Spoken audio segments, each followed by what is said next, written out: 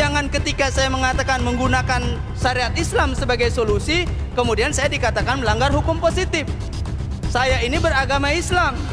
Yang saya sampaikan bidalailil kitab wa sunnah, kitab sucinya umat Islam. Kemudian saya ucapkan di dalam masjid, tempat beribadahnya umat Islam, jamaahnya adalah umat Islam semua. Maka sudah barang tentu ketika saya mengadakan solusi terbaik adalah menggunakan syariat Islam, maka ini adalah tidak melanggar hukum positif. Ya masyarakat syabab, wahai para pemuda, aktivis, gerakan dakwah, para mujahid, para pelajar, cendik pandai, qulil haq walau kana murran. Sampaikanlah kebenaran itu sekalipun itu pahit. Resiko perjuangan itu ada 3. Kalian akan ditangkap kemudian diasingkan. Yang kedua, kalian akan ditangkap kemudian kalian akan dipenjara. Kemudian yang ketiga, kalian akan ditangkap dan akan dibunuh. Ya masyarakat syabab, wahai para pemuda, ishhad bi anna muslim. Saksikan bahwa kita adalah orang yang berserah diri kepada Allah Subhanahu wa taala. Al jihadu sabiluna, jihad bersungguh-sungguh adalah jalan kami. Al mautu fi sabilillah asma amanina, mati di jalan Allah adalah cita-cita tertinggi kami. Subhanallah walhamdulillah wa la ilaha illallah. Nasta'inuhu wa nastaghfiruhu wa natubu ilaih. Asyhadu an la ilaha illallah wa asyhadu anna Muhammadan abduhu wa rasuluh. Khatamul anbiya'i wal mursalin wa qa'idul firil muhajjalin wa imamul muttaqin. Sallallahu alaihi wasallam tabarakan ala zalikun nabil amin, amma ba'd. Fa'ayuhal hadirun, ittaqullaha haqqa tuqatih wa la tamutunna illa wa antum muslimun. Qala Allah Ta'ala fil Qur'anil Karim, a'udzu billahi minasyaitonir rajim. Bismillahirrahmanirrahim. Wa lanabluwannakum bisyai' wal khauf wal ju' wa naqsim minal amwal wal anfus was tsamarat wa basyiris sabirin alladzina idza asabathum musibah qalu inna lillahi wa inna ilaihi raji'un. Shadaqallahul azim. Ba'da tahmid dan taslim, pada kesempatan Jumat kali ini saya akan membawakan judul khutbah tentang sembuhkan penyakit dengan pikiran. Ikhwani fillah, kita tahu bahwa dunia sedang mengalami sakit. Ya, tanda petik. Tentu kita tahu sakit itu ada 2, ada sakit fisik, ada sakit psikis. Jadi ada sakit jiwa, ada sakit raga. Jadi ada sakit badan, kemudian ada sakit ruhani. Nah, ma'asyiral muslimin rahimakumullah, setelah ada pandemi COVID-19, kita tahu ternyata berpengaruh kepada mental, gaya, kemudian ekonomi, sosial, dan semuanya berpengaruh. Ada pergeseran, ya. Dunia bergeser. Yang tadinya berputar, kemudian tiba-tiba seakan terhenti. Nah, ma'asyiral muslimin rahimakumullah, tapi bagi kita umat Islam, bagi kita orang yang beriman, ini hal sepele saja. Hal biasa saja. Ya. Penyakit yang biasa saja, tidak berpengaruh. Karena apa? Karena kita melihat dengan kacamata Al-Qur'an dan sunnah. Kita melihat keadaan ini dengan kacamata Al-Qur'an dan sunnah. Mari kita bedah satu-satu. Bagaimana sakit kalau itu untuk pribadi, penyakitnya untuk diri kita secara pribadi. Misalnya kita sakit mata, maka sakit mata kita obatnya ya dengan obat mata, dengan obat medis normal gitu. Tapi dengan mata ini kemudian mempengaruhi semuanya. Karena dia sakit mata batinnya, sakit mata ruhaninya, sakit mata jiwanya, maka dengan kesakitan mata itu tiba-tiba merusak akal. Misalnya kita melihat sesuatu, kemudian kita takjub, kemudian kita pengen memiliki, kita tidak punya kemampuan, kemudian memaksakan diri, akhirnya melakukan hal-hal yang kita tidak inginkan. Contoh kecil, beberapa waktu yang lalu di Bali ada anak usia 5 tahun dibunuh, kemudian dikubur di kandang ayam, tempat kotoran kandang. Ya, artinya orang yang membunuh itu sakit jiwa. Atau mungkin kita lihat ada orang tiba-tiba membakar hak orang lain, membakar rumah orang lain, membakar harta orang lain. Dan banyak lagi contoh-contoh yang dapat kita lihat. Karena itu berkaitan dengan satu penyakit saja, satu penyakit mata. Nah, bagi laki-laki, cara dia bersyukur dengan nikmat mata, maka Allah contohkan dalam surat An-Nisa. Kita lihat bahwa manusia harus, laki-laki harus ghaddul basar, menundukkan pandangan. Cara bersyukurnya tidak cukup dengan mengatakan alhamdulillah, tapi cara bersyukurnya dia hendak menundukkan pandangan, tidak mengumbar matanya. Karena apa? Satu kali maksiat mata hilang hikmah lisan. Kalau hari ini para lelaki, ya, kalau hari ini para suami, kalau hari ini kita laki-laki mukmin, kalau lisannya tidak bertuah, ya, ucapannya tidak berhikmah, lisannya itu tidak ada ruhnya, tidak ada nilainya, tidak ada manfaatnya, berarti kita tidak menjaga mata kita. Satu kali maksiat mata hilang hikmah lisan. Kita lihat di Cianjur ada ribuan janda hari ini. Karena 3 bulan saja ada COVID-19, ternyata berpengaruh banyak yang bercerai. Nah, ini menurut data yang kita tahu. Atau mungkin kita sendiri mengalami akibat mungkin pasar sepi, kios sepi, tagihan banyak, bank harus dibayar, cicilan banyak, kemudian goyang juga anak istri kita. Nah, artinya ketika lisan kita tidak ada manfaatnya, ketika lisan kita tidak ada hikmahnya, ketika lisan kita tidak ada tuahnya, maka saat itu kita harus mengendalikan mata kita. Ketika malam hari mata kita tidak terbangun, ketika malam hari mata kita tidak terjaga, ketika malam hari mata kita tidak kita bersihkan dengan air mata, ketika malam hari kita tidak sujud kepada Allah Subhanahu wa taala, ketika mata di malam hari ini tidak hidup, maka jangan berharap mata kita bisa hidup di siang hari. Ma'asyiral muslimin rahimakumullah. Laki-laki itu punya 2 mata, ada mata hati, kemudian ada mata yang di kepala. Boleh mata kita yang di kepala ini buta, tapi ada mata hati yang tidak pernah buta, dia harus tajam. Ketika mata hati kita tidak tajam, ketika intuisi kita tidak tajam, ketika subconscious mind kita tidak tajam, ketika alam bawah sadar kita tidak tajam, ketika pikiran alam bawah sadar kita tidak tajam, ketika mental kita tidak kuat, maka jangan berharap kita akan survive. Bagi para suami, bagi para bapak, tanggung jawab kita banyak.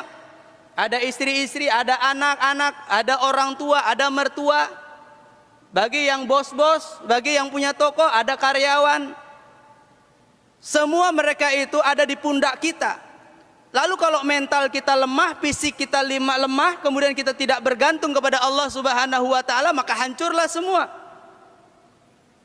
Ma'asyiral muslimin rahimakumullah. Itu kalau kita secara pribadi. Kemudian bagaimana kalau kita memegang jabatan? Misalnya kita jadi ketua RT.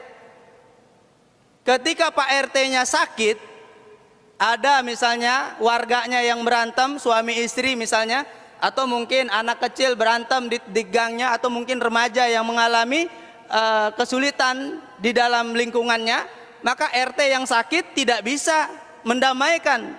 RT yang sakit tidak bisa melihat bagaimana warganya itu bisa mendapatkan pertolongan. Lalu bagaimana kalau dia seorang RW misalnya, Pak RW melihat RT satu dengan RT yang lain misalnya selisih pendapat. Kemudian bagaimana kalau dia menjadi lurah? Lurahnya kita lihat, mungkin RW sebelah dengan RW yang sana. Di sini ada yang kena COVID, mungkin sekian orang. Di sana ada yang warga butuh makanan. Karena apa? Dia harus dikarantina mandiri. Nah, kalau tidak sepaham, kalau lurahnya sakit, bagaimana? Lalu bagaimana kalau camat? Camat mendamaikan antar kelurahan, antar lurah. Lurah satu dengan lurah yang lain, misalnya tidak kompak. Lalu bagaimana kalau dia naik menjadi wali kota? Wali kota harus bagaimana dia membina? Bagaimana cara membina camat-camat yang berbeda paham? Mungkin camat ini titipan si anu, camat itu titipan si ini. Lalu bagaimana dia menjadi wali kota, menjadi bupati, menjadi gubernur? Ketika gubernur dia dari partai politik yang anu menjadi partai politik yang ini. Lalu bagaimana kalau dia menjadi kepala negara misalnya? Kalau pimpinannya sakit, maka semuanya jadi sakit. Kalau pimpinannya tidak cerdas, maka semuanya jadi tidak cerdas. Ma'asyiral muslimin rahimakumullah. Rasulullah sallallahu alaihi wasallam mengingatkan kepada kita, inna dina indallahil Islam. Sesungguhnya tatanan hidup yang baik, baik itu tatanan hidup pribadi, tatanan hidup berkeluarga, tatanan hidup bermasyarakat, tatanan hidup berbangsa dan bernegara, hendaklah menggunakan tatanan hidup Islam. Inna dina indallahil Islam. Tatanan hidup yang terbaik adalah tatanan hidup menggunakan syariat Islam. Harus menggunakan syariat Islam. Ma'asyiral muslimin rahimakumullah, jangan ketika saya mengatakan menggunakan syariat Islam sebagai solusi, kemudian saya dikatakan melanggar hukum positif. Saya ini beragama Islam. Yang saya sampaikan bidalailil kitab wa sunnah, kitab sucinya umat Islam. Kemudian saya ucapkan di dalam masjid, tempat beribadahnya umat Islam.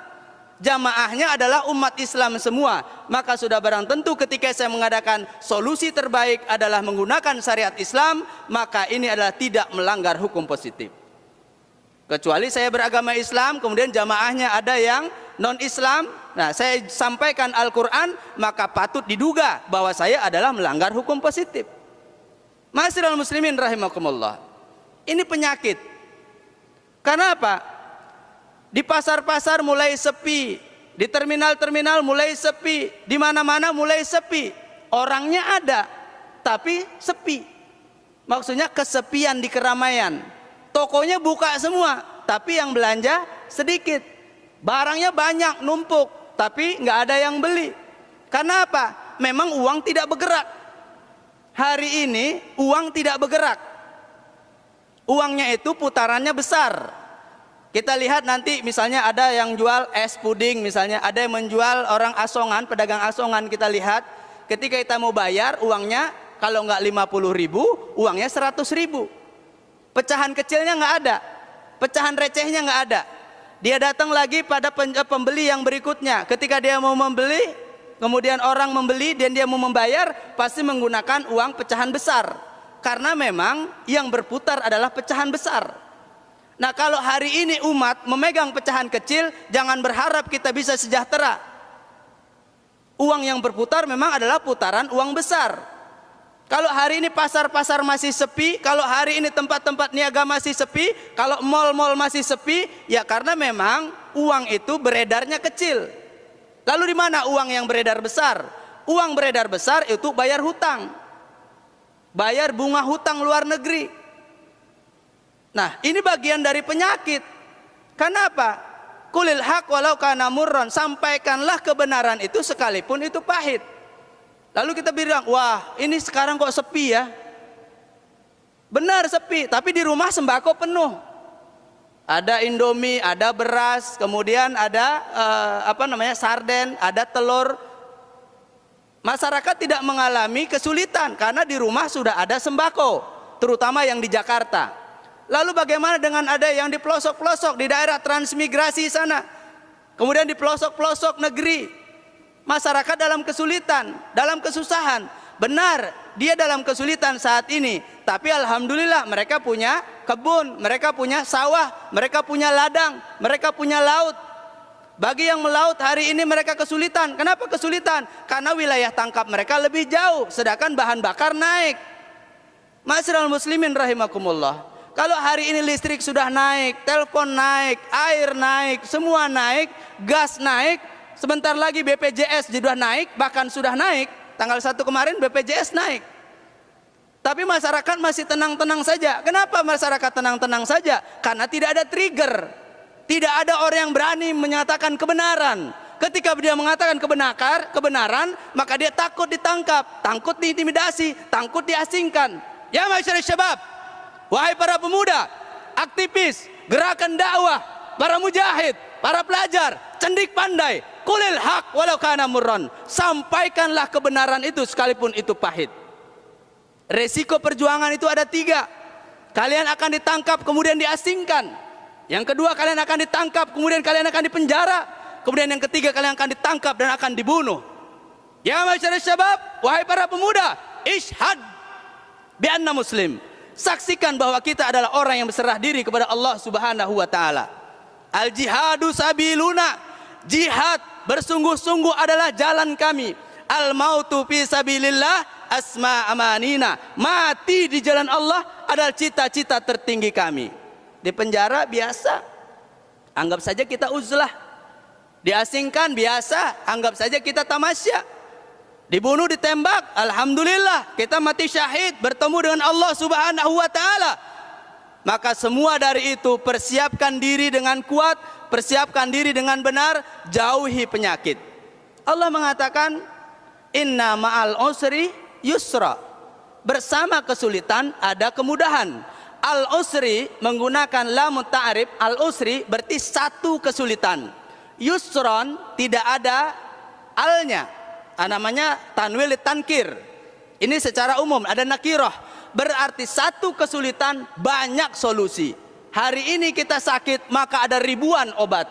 Hari ini kesulitan maka ada ribuan solusi. Inna ma'al usri yusra. Bersama kesulitan ada kemudahan. Satu kesulitannya, kemudahannya banyak. 1001 kemudahan.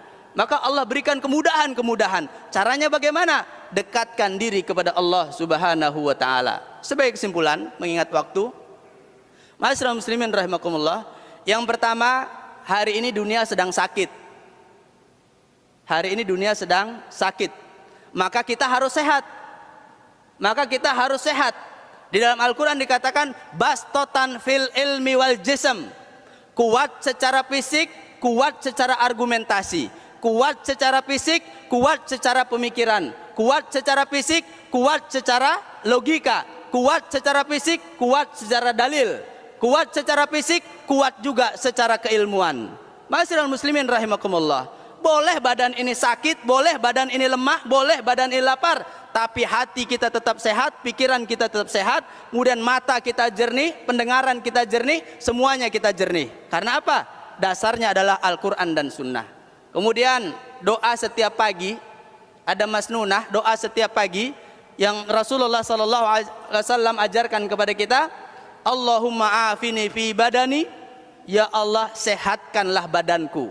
Badan dari ujung kaki ya, sampai dengan ujung rambut. Dari atas kepala sampai di bawah telapak kaki.